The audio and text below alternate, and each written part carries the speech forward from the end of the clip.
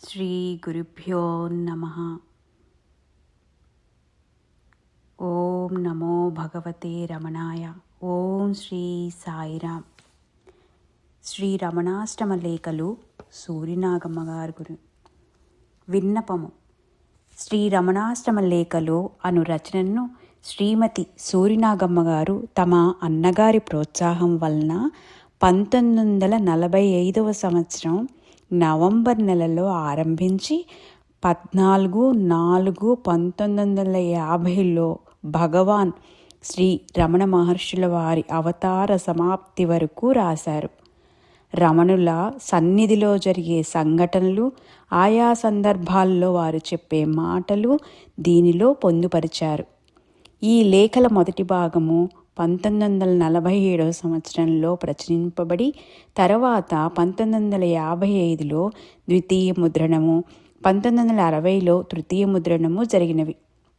రెండవ భాగం 1953 జనవరి నెలలో ప్రచురింపబడి 1965 సంవత్సరంలో పునరుద్ధరణ జరిగింది.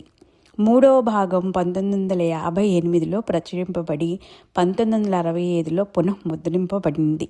4-5 భాగాలు 1964 సంవత్సరంలో ప్రచురింపబడినాయి. విడివిడిగా లేఖలను ముద్రించడం వలన చదువులకు ఇబ్బంది కలుగుతుందని 5 భాగాలు కలిపి ఒకే పుస్తకంగా అచ్చువేయించడం అయింది.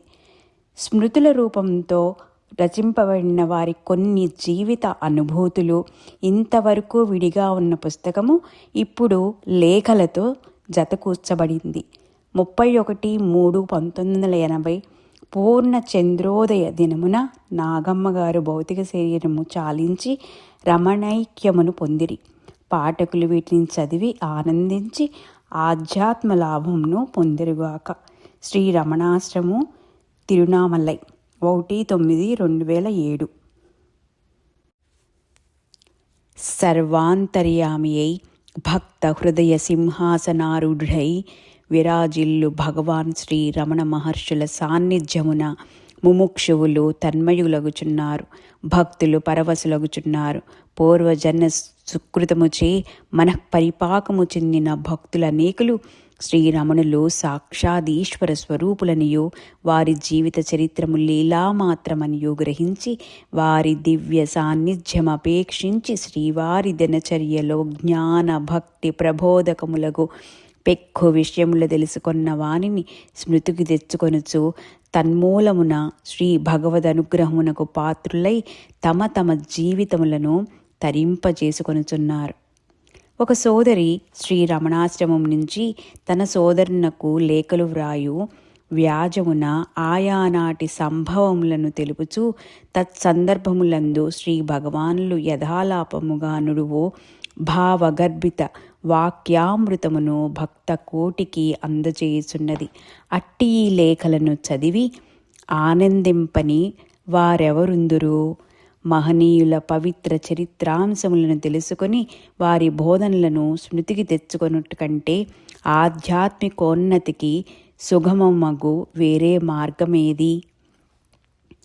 జపతపాదులకు సాధ్యము కాని ఆధ్యాత్మిక సంపత్తి మహాత్ముల పాద రజ అభిషేకముచే లభ్యమగుచున్నదను శ్రీమద్భాగవతో ఉపదేశమును ముముక్షువులు లక్షింతురుగాక.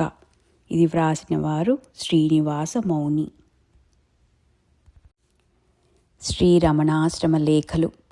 తండ్రికి బిడ్డ అణుకువ. శ్రీ రమణాశ్రమము, 21/11/45. అన్నా, భగవాన్ సన్నిధిలో జరిగే మంచి విషయాలు, ఆయా సందర్భాల్లో భగవాన్ చెప్పే మాటలు ఎప్పటికప్పుడు జాబులుగా రాయమన్నావు. కానీ నాకు సాధ్యమవుతుందా? అయినా చూద్దామని ఈరోజే మొదలు పెడుతున్నాను. భగవద్ అనుగ్రహం ఉంటే ఈ పని నెరవేరుతుంది. మొన్న పూర్ణిమ నాడు ఇక్కడ దీపోత్సవం జయప్రదంగా జరిగింది.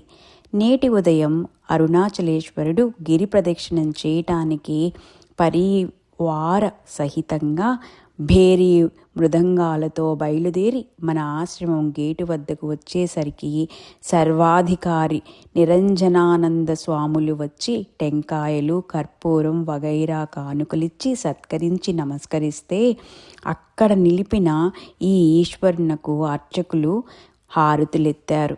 అదే సమయానికి భగవాన్ గోశాల పక్కకు పోతూ ఆ వైభవం చూచి పుస్తకాలయం పక్కన ఉన్న కుళాయి వద్ద తిన్నె మీద కూర్చున్నారు.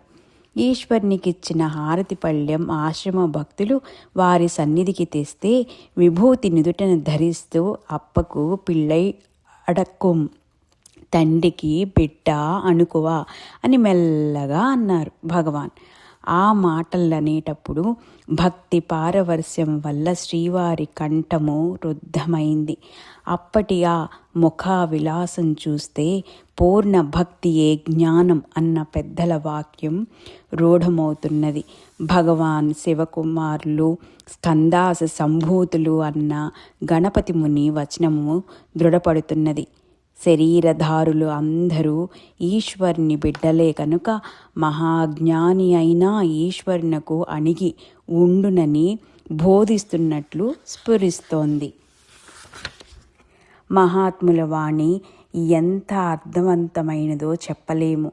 ఏదో నీవు రాయమంటావే గాని ఈ రమణీయ వాణిని ఏమని రాయగలను, ఎంతని వినుతింపగలను? వాక్కులే బుక్కులై చెల్లగా అని ఈ మధ్య ఒక పాటలో రాశాను. గ్రహింపగల మేధా సంపన్నులుండగలగాలి కానీ ఒక్క వాక్కనేలా చూపు, నడత, నడక, పడక, ఉచ్ఛ్వాస, నిశ్వాసలు సర్వం అర్థవంతమైనవే. నాకు అవన్నీ గ్రహింపగల సామర్థ్యం ఉన్నదా? భగవాన్ మీద భారం వేసి ఉడతా భక్తి అన్నట్లు ఏదో తోచింది రాస్తాను. ఇక సెలవు సోదరి. శ్రీ గురుభ్యో నమః. సాయిరామ్. ఓం నమో భగవతే రమణాయ.